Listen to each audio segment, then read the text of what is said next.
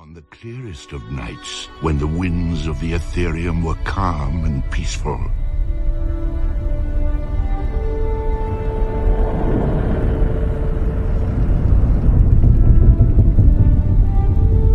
the great merchant ships with their cargoes of Arcturian solar crystals felt safe and secure. Little did they suspect that they were pursued by pirates. Endemic to the cycles of the galaxy, similar to the greater political violence of warfare, piracy is a unique and timeless criminal act, a form of theft that targets ships, whether crossing vast oceans of water or the greater emptiness of space. Wherever there are goods to be traded and sold, there are those who would seek to steal them, rather than barter or buy. The galaxy can be a dangerous place for those who attempt to navigate between planets and stars. Light years from aid, and depending on the galactic authorities in power, responses can be, at best, distant, and at worst, irrelevant. The life of a pirate is brutal and violent, as they must learn to be resourceful, operate with minimal supplies, and utilize violence to steal the wealth of others. In some cases, the vessel itself was the prize, and pirates would commandeer the ship itself to be added to their armada, or scrapped and traded for credits or other necessities. Sometimes, targets would rather fight than simply turn over their wares, thus necessitating a greater show of force by the would-be pirates seeking to take them.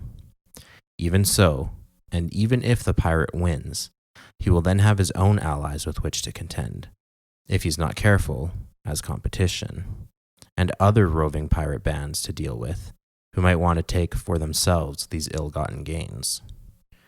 Whatever the case may be, piracy has always had a place in the galaxy, for those adventurous, daring, and just crazy enough to make a life carved from blood, sweat, and plunder. You are listening to the Star Lores Podcast. I find your lack of faith disturbing. Are you stuck-up, half-witted, scruffy-looking nerf herder? But I was going into Tashi Station to pick up some power converters.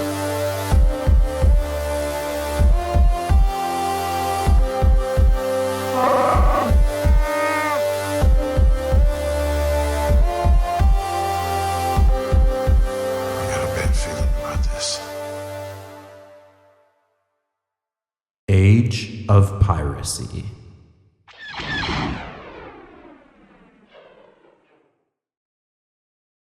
Piracy has always existed in the galaxy from the earliest days of interstellar travel. From the burgeoning days of the Bith species to mankind's first step off-world in the galactic core, it has grown or waned in prevalence depending on the strength of a central political and legal authority of any given era, often increasing during times of strife or instability, or being contained by strong, law-respecting governments. During eras of peace, such as during the time of the Galactic Republic after the Sith Wars, piracy was one of the few issues that remained a constant, however. The Republic, with its vast resources and Jedi peacekeepers, were able to keep the activity in check. The era of economic growth and booming interstellar trade certainly made many appealing targets. However, with a lack of major wars to invest money and soldiers into, the Republic was able to respond in equal measure. This would decline over time, however, as senators grew corrupt and had less of an interest in committing time and energy beyond the borders of their own worlds, leaving some outer rim and distant planets to fend against pirates themselves. This inevitably led to some worlds resenting the Republic at large and would serve as a motivation for them to seek to break away as part of the Confederacy of Independent Systems during the Clone Wars. Conversely, some worlds flocked to the banner of the Empire that promised a return to law and order. Despite these promises and its powerful navy, however, the Empire did allow some criminal enterprise to flourish, including limited piracy whenever it suited the Empire's aims, or simply through the corruption of its own political leaders.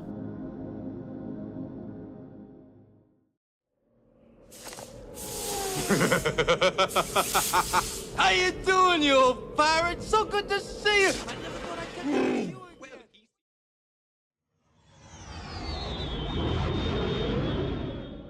Of Pirates and Privateers.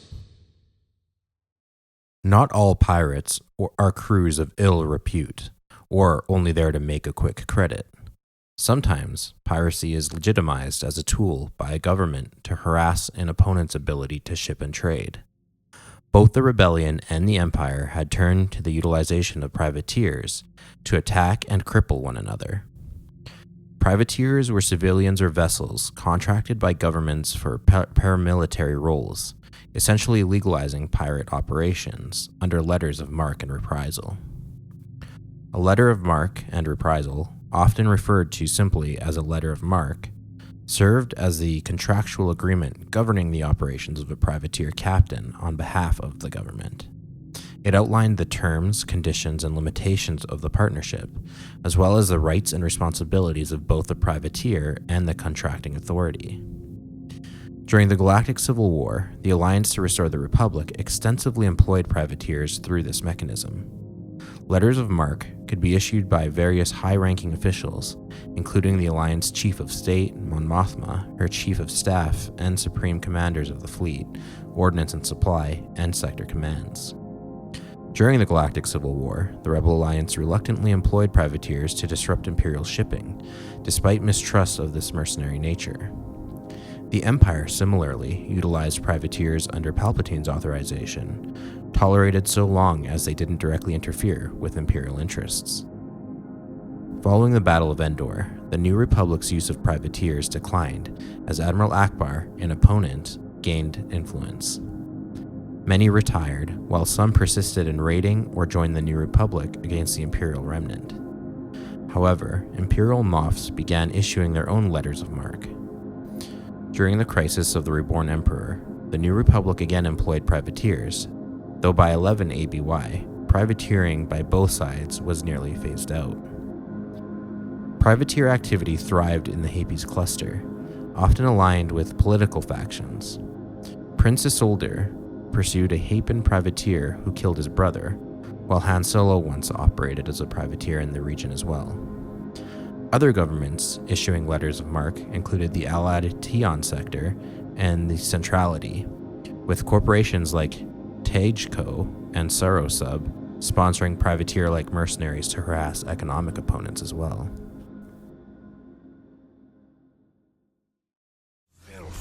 You will pay for your insolence. Insolence!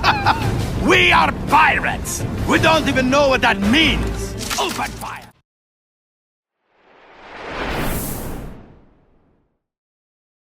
Methods and madness. Sometimes the spoils are credits, or other valuables that can be sold, and sometimes the prize is the target ship itself to be added to the pirate fleet, stripped for parts, or sold out to fund the next expedition. In any case, the goal of a pirate is usually to cripple a ship so that it can be boarded and looted or stolen. Space pirates favored the ion cannon as a primary weapon in their arsenal. With its ability to incapacitate entire vessels, it facilitated their boarding and plundering endeavors. Often, pirate crews divided into distinct roles. One group specialized in disabling ships and their armaments, while another focused on breaching hulls to pillage valuable resources, such as credits, spices, comlinks, and weapons. Attacks must be quick and violent to prevent a target ship from having the time to calculate a hyperspace jump, or for reinforcements or law enforcement to arrive. In very unlucky circumstances, a ship might appear less defended than it actually is, and put up a fair fight to repel its would-be marauders. Pirates typically do not call their attacks raids, but instead refer to their activities as a, quote, cruise. This is when they search for an appropriate vessel or planet-side target, which they refer to as a, quote, prize. Cruises can last anywhere from days to months, based on supplies and willingness of the crew to endure, or barring an encounter with superior armed authorities. Brutish and often short-lived pirate captains simply jump into space and attack wildly, while the more successful captains pre-plan any expedition, poring over cargo manifests and meticulously examining space routes and lanes for a premium, loosely defended target. Sometimes, however, fate brings prizes simply based on chance, or if a desperate crew is in need of resupply. Pirate captains also tap into criminal intelligence networks to find targets, follow up with rumors, or simply carve out a backwater region of space and force those living there or passing through to pay dues. Keen pirates are also adept at using their environments, both for attack and defense. Barricades can be used to hamper travel through space lanes by dumping debris or pushing asteroids into the route of oncoming ships. As they slow to navigate the hazards, the pirates ambush their prey. Additionally, these environments serve as a method to hide the defenders if they prove to be too heavily armed, so the pirates can melt away into asteroid belts or space debris to hide from counterattacks and pursuers.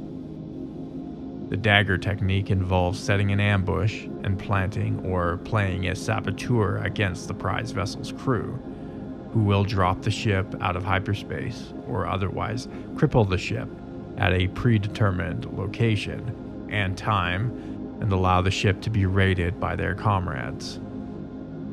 Lurking the zone is a method of attack in system, in an area that ships are known to drop out of hyperspace and continue to their destination, usually a planet or space station.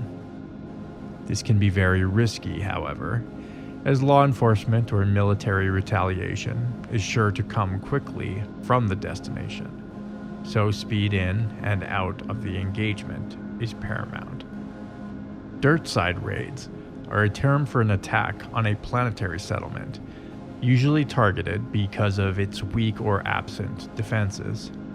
Unguarded mining installations are also tempting targets for a chance at a wealthy haul, though even a small farming community could be at risk, depending on the pirates' needs and overall ruthlessness.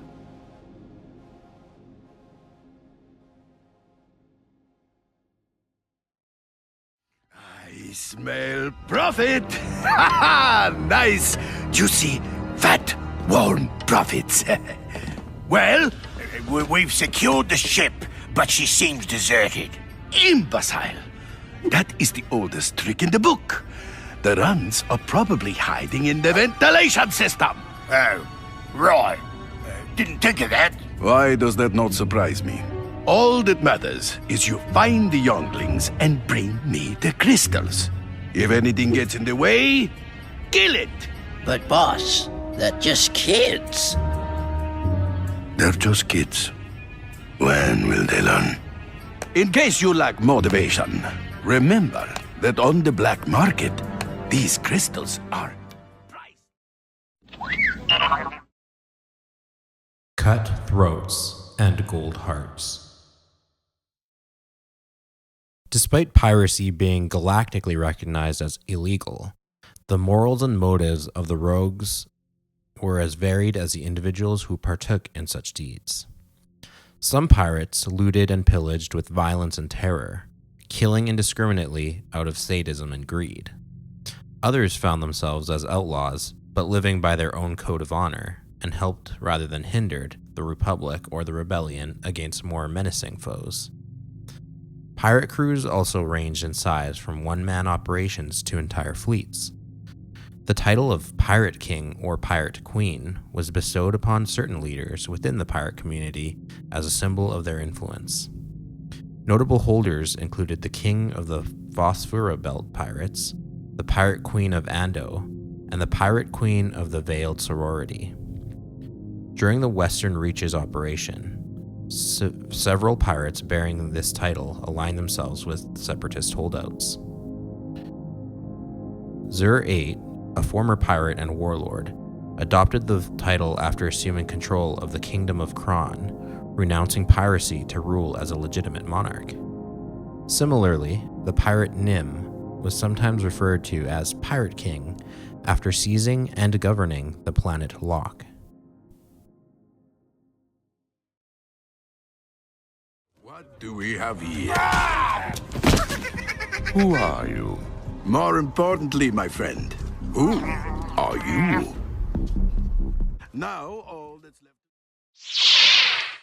Notable Corsairs. The blazing claw stood as the quintessential emblem of piracy, recognized across millennia and immortalized in numerous holovids. Through the ages, numerous raiders factions adopted variations of this iconic symbol, yet its essence endured. A claw or claws engulfed in flames, a timeless representation of piracy's enduring spirit. Although the symbol serves as a generic, universal symbol for piracy, many pirate bands adopted personal marks and sigils to identify themselves and build their legend. Many pirates worked for larger criminal organizations, such as the Hutt cartels or Black Sun, while others struck out on their own to make names for themselves. Some notable crews: The Blood Scars, a pirate syndicate operating in the Shelsha sector. It was led by a human known as the Commodore, headquartered on Geperin. Governor Barshnis Chard covertly supported the group, aiming for sector secession from the Empire, but Mara Jade thwarted this scheme. In 0.5 ABY, the Blood Scars expanded their influence, establishing a swoop gang on Dronost to acquire Rebel Alliance weapons and backing corrupt police in Janissar on Ranklinch, potentially to steal I-7 Howlrunners. Their boldest move, an attempt to pilfer a transport carrying 50 ATSTs, was thwarted by Jade. Disra sought to enlist them in his plan to crush the rebellion in the sector, but the scheme failed, resulting in the deaths of the Commodore, Kaldra, the destruction of their Geperin base by the Star Destroyer Reprisal. In another notable raid near Ashkas Kov, the Blood Scars assaulted an entire convoy with 10 ships, destroying the primary targets after looting them. Originating from the Desmar faction of Essowin, the Desmaric pirates were led by Sartan, Chief Mictus. Their fleet included vessels like the Asagov Raider and 3 Skipray blast boats, crewed by over 100 members, with the most skilled assigned to the blast boat. Commencing operations in the Hathel sector circa 7 ABY, their plunder by 8 ABY remained modest.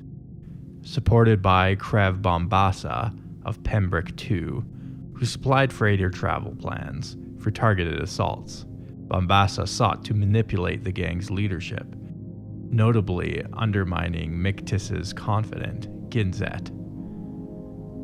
Additionally, the pirates extorted outlying settlements, leveraging their ships and armaments to coerce tribute from civilians. The Bloody Bones. Rav was a male Fiorin pirate who was the owner of a bounty clearinghouse and cantina, the Golden Gorg, during the era of the Sith Imperial War and the Second Imperial Civil War. He was also a collaborator to the One Sith and Darth Krat's Galactic Empire. His pirate symbol, the Bloody Bones, was feared across the galaxy. Cade Skywalker, the descendant of Luke Skywalker, worked for Rav as a pirate for a time, adopting the Bloody Bone symbol as a tattoo on his arm. He would eventually work his debt off to Rav, but continued to subcontract with him from time to time aboard the Minok, with fellow crewmates Delia Blue and Jiraiya Sin, before Rav betrayed his former protege to the Sith. Rav was known for his cybernetic leg, lost to the blade of a Jedi, and a prosthetic eye. The ARRRR pirates, led by Captain Kath Scarlet, were active in the Corellian sector, maintaining bases on the twin worlds of Talos and Traelus. Despite their presence, they were considered among the lowest criminal elements on these worlds, earning a reputation for disreputability even among fellow criminals. Some pirates adorned themselves with the insignia of Black Sun, and on Talos, they operated from their bunker. Constantly pursued by the Corellian security forces and the Federation of the Double Worlds, they also clashed with ARRRR anarchists following the Battle of Yavin. The ARRRR pirates expanded their control over several regions in the Corellian system, utilizing vessels like the ARRRR Razorcat, Trifecta Star, and Rayless Lantern. In engagements, they deployed the M3A Skyke fighters and Z95 AF4 headhunters. Notable individuals and captains. Arias Zazin. A male human, served as a privateer and a pirate for the Alliance to restore the Republic during the Galactic Civil War, primarily operating in the Mid-Rim, notably the Edo sector. His remarkable success as a privateer led to his inclusion on the Empire's Most Wanted list, with a bounty of 250,000 credits posted on his head. Jajin earned distinction as one of the first individuals to engage the Yazan Vong in battle and survive. Characterized by the Alliance as a penitent obsessive, Zazin's meticulousness, control, and efficiency were evident in his privateering endeavors. While he pushed his ship and crew to peak performance, he maintained a margin of error and employed straightforward tactics to capture his targets.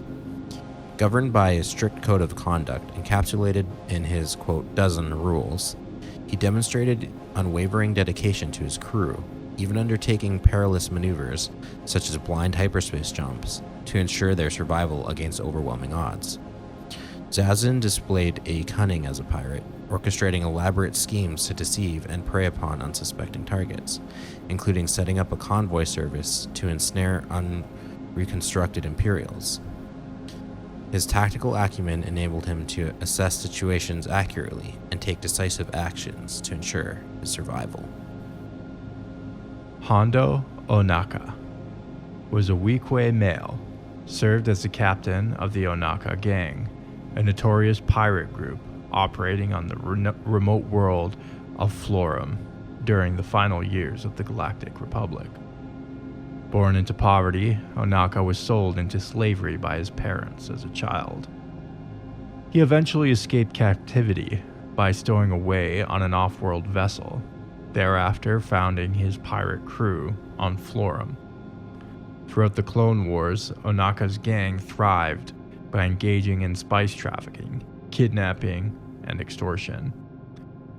Among his infamous exploits was the abduction of Count Dooku, leader of the Confederacy of Independent Systems.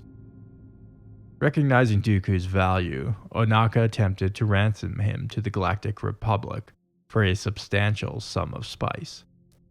The incident culminated in a hostage situation involving Jedi Knights Obi-Wan Kenobi and Anakin Skywalker, who, with the aid of clone troopers led by Senator Jar Jar Binks, managed to rescue Dooku.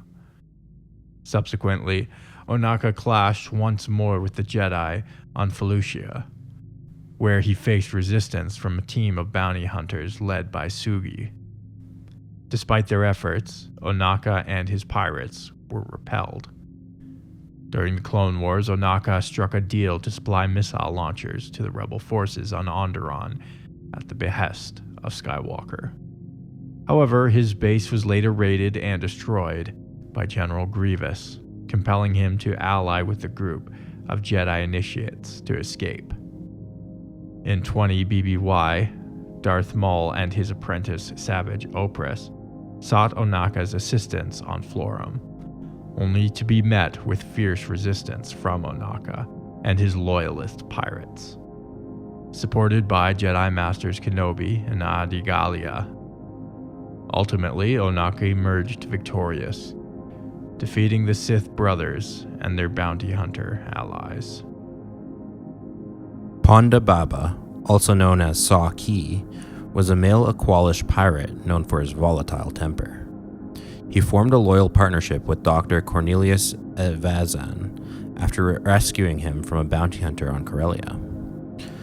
Although tempted to betray Evazan for the bounty on his head, Baba ultimately remained faithful, and they began smuggling spice for Jabba the Hutt.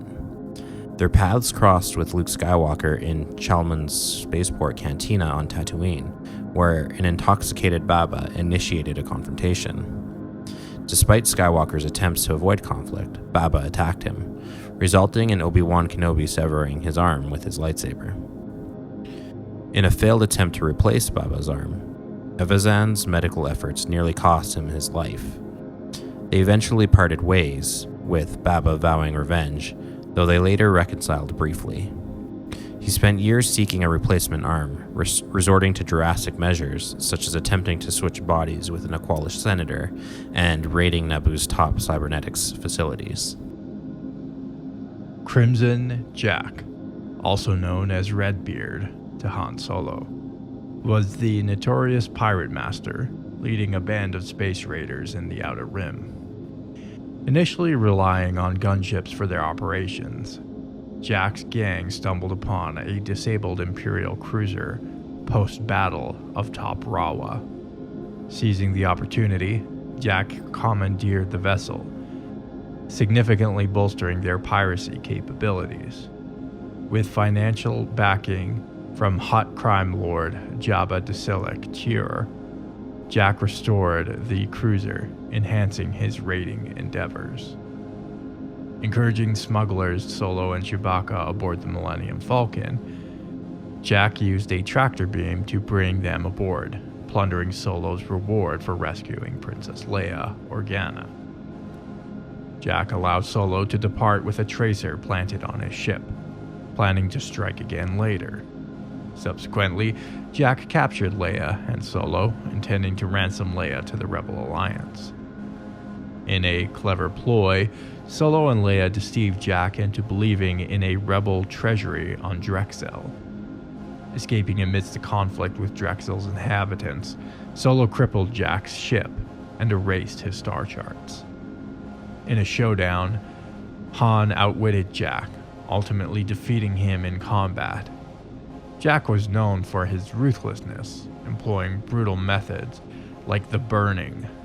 Yet he balanced his cruelty with practicality, sparing Solo and Chewbacca for future schemes.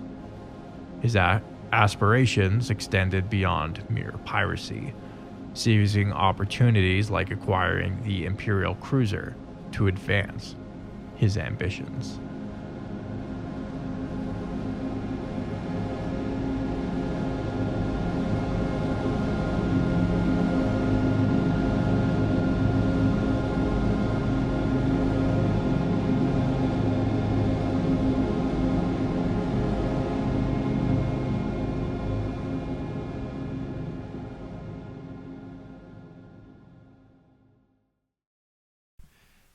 And now, a word from our sponsors. But why is the rum gone? Don't let this happen to you. With new DOS X-Wing Spiced Space Rum. All the goodness of rum, with all the goodness of spice. Please drink responsibly.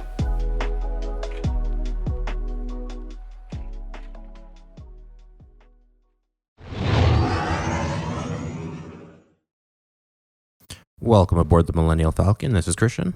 This is Jordan. Thanks so much for tuning in over the HoloNet and flying aboard with us.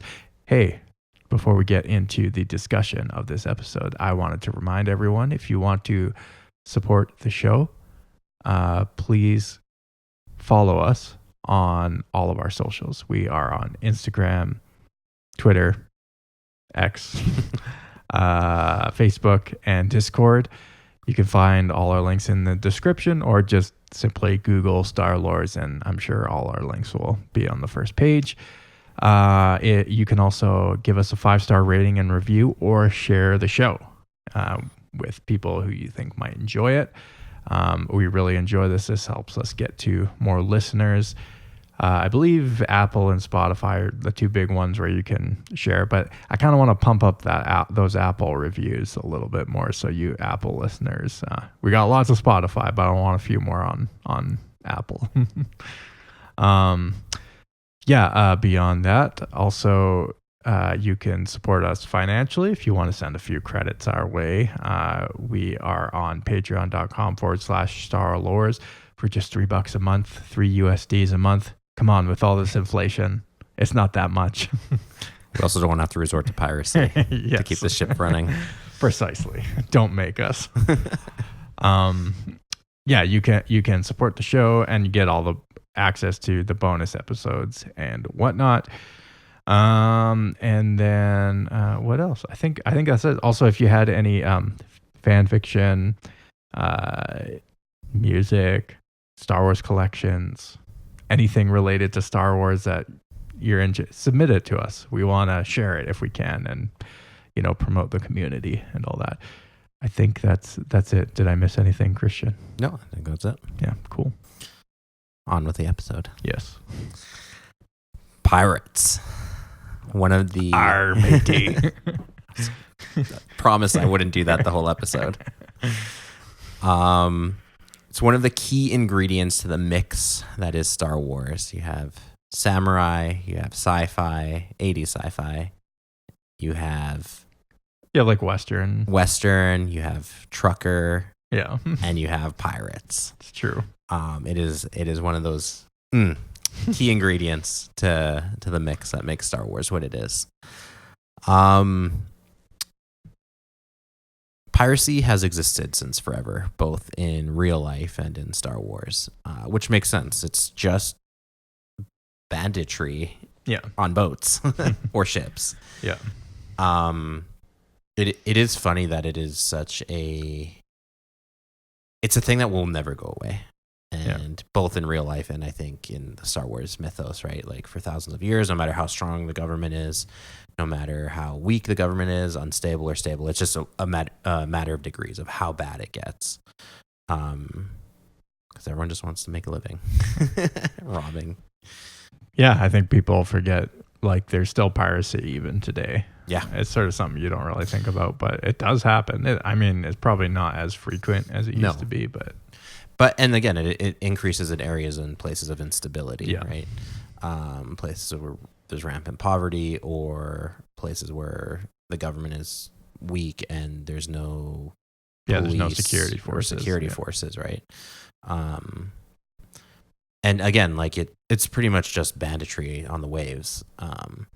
So even in eras and places like where you had city-states and like long roads to get to the city-states, they often would get preyed upon by bandits who would just wait for someone going along the path to ambush, right?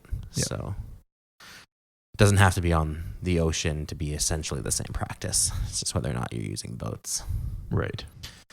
But it's also probably why a lot of city-states grew, was actually to protect like the trade routes and stuff from banditry. Certainly, right? And why strong empires, like you would probably have less banditry within the borders of an empire than externally between like uncharted territories, right? Yeah, I was that isn't to say that doesn't happen. Pirates were actually prolific even in the Roman Empire. They even captured Julius Caesar. Right. And there's actually a funny story where can't remember off the top of my head, but I think he was insulted at how much they were ransoming him for, which is a funny story. Yeah, it is kind of interesting how piracy affects the course of civilization. I was reading this. I think it was an article years ago, but it was like very interesting. It was this professor, some like anthropology professor, I think, but he was just sort of like opining on where like the origin of like states. But even our modern conception of a state isn't what it's kind of different. But like, Oh yeah, it's pretty new. yeah, like the origin of kingdoms, Nationhood. Yeah, nationhood, and a lot of it had to do with basically just protecting agriculture because of banditry, raiders. And raiders. And then basically what would happen is it would almost start out like, and again, it's for lack of a better term, like quasi private, like the agriculturalists they would pay for these services. And then eventually, like over years and generations, they would sort of like, they would become some of the most like powerful people in society was the people who were part of these security forces, right? Become kind of like pseudo chieftains or kings. Exactly. And then they would they would like sort of make the infrastructure the backbone of the central government, right? Yeah. So it's just kind of interesting because he's sort of like opining on the origin of states or civilization or empires or kingdoms. Yeah. Otherwise, you'd always have like farmer. Yeah, you just kind of have co-ops. Tribes, right? Yeah. Like you have kind of tribes who settle in an area, and it probably wouldn't have been even necessarily necessary until like agriculture started in earnest, when you were like stuck in one place. Yeah, because if you have just two roving tribes, maybe you'll fight over a Yeah, shared resource once in a while, but you can break away because no one's static, right? You're Yeah. both moving. But once one group settles, Yes. then everyone knows where to find you, Yeah, including people exactly. who want to take things from Yeah. you. So then you have to start investing in security. Right. And that probably starts with, okay, I'm going to watch my brother's back. He's going to watch Yeah. mine. Maybe I don't want my brother to get killed in the next fight, so maybe we'll outsource the security to someone else. Yeah. And then the security ends up becoming like an aristocracy almost, right? And that's also kind of how feudalism works too, where like the knights and barons' duty is also to protect their serfs from things like banditry and other foreign powers, but also internal threats. Yeah. So yeah, it's just to say like piracy, it kind of, I mean, we're only guessing at the, well, you can use your imagination in the Star Wars universe, how it's like affected the course of history, you know, like, but I think it's like an interesting thought experiment. Yeah. And just like it adds to the loneliness of space travel where, okay, you're in deep space. It's just you and your ship. Yeah. No one's coming to help you if someone attacks, and that's a perfect place for someone to attack you, is ambush you when you're all alone, right? You're essentially going into the dark alleys of space at midnight, right? Yeah, but it also seemed like it would be, because of space, like a galaxy, even a small galaxy is so vast. It's it seems like that's why it kind of makes sense. I think earlier we were reading in the script just how like they often would wait where people come out of hyperdrive to commit their piracy, because like, yeah, if you're trying to find someone in the middle of a hyperspace route somewhere, it's like trying to find someone in the middle of the ocean. Yeah, exactly. But once you know what the trade routes are, like if you're a colonial ship going from the Americas back to Europe, you're like, okay, we know the route, we know generally where to find you. Yeah. And that's where the golden age of piracy emerges in the Caribbean, as these ships are making that voyage, right? Otherwise, like, good luck trying to find another ship in the middle of the entire ocean. Right. But if you zero in on those like space lanes and known drop points, you're like, okay. And same again, I always like to bring piracy back to like on land. Same way as traveling a highway. Highwaymen, right? They ambush you on the highway because they know that's where you're going to be. Yeah. You don't have to search the entire forest for your target. You know where your targets are and where they're transiting between. The earliest documentation of piracy is in the Bronze Age in the Mediterranean. I'm sure, again, if you consider banditry as part of that earlier, like you said, it's like the yin and the yang of civilization, order and chaos. Yeah. The raiders and bandits versus the farmers and civilization, city dwellers. And even things like Vikings are like the piracy of land targets. So like a raid, instead of raiding another ship, you're raiding a settlement. So it permeates like all of history. Yeah. And same in Star Wars. One thing that's kind of like a subculture too in our society is people's fascinations with piracy. Typically, when you say pirate, people's minds default to the golden age of piracy that we just mentioned in the Caribbean with a certain style and aesthetic. Truthfully, that's an era that I'm not actually super familiar with. And it's also been hyper romanticized. So it's, for me, like, I'm not a historian, and especially not in that era. But it's really hard to pick what's like a romantic conceptualization versus like the reality of the situation. So just bear that in mind as we talk through this next little piece, because I'm totally open to getting fired at by people who actually are really into pirates. I mean, like, there's obviously like Pirates of the Caribbean. It's a big cultural motif. Yeah. But even like older stuff like Peter Pan and stuff. Yeah, no, like it goes back into our culture, right? Yeah. To even probably close to when piracy was happening. People always like imagine like you're back in England thinking about, you hear about these raiders on the sea, and there's always that romantic element, right? But one of the things I wanted to bring up is like pirates are either like an anarchist fantasy, a libertarian fantasy, a Republican fantasy. Like everyone kind of reads themselves into historical piracy. They're like, no, they're all anarchists, and they were like rebelling against the system and created their own pseudo utopia on Tortuga and like all that. And then you have people who are like, no, they actually had like a system developed, which they did actually have a pretty intricate system, and also hard to say for all pirates because we're talking about so many different groups. But generally, they had a code and like their own internal governing structure, right? Where you had your captains and even your man, I'm really not good with naval terms. Yeah.